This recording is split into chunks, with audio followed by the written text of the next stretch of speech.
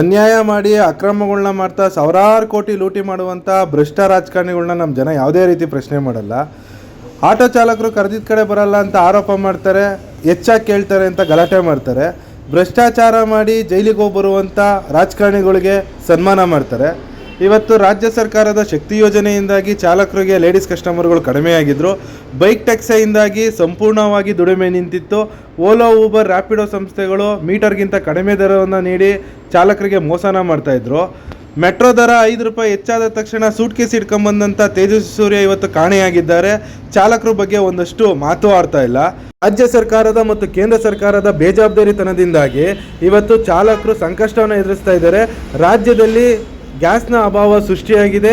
ಇಂಥ ಗಂಭೀರವಾದ ವಿಚಾರಗಳ ಬಗ್ಗೆ ಚರ್ಚೆ ಮಾಡಬೇಕಾಗಿದ್ದಂಥ ನಮ್ಮ ರಾಜ್ಯದ ಶಾಸಕರು ಮತ್ತು ಸಚಿವರು IPLನ ವಿಚಾರವಾಗಿ ಚರ್ಚೆನ ಮಾಡ್ತಾ ಇದ್ದಾರೆ.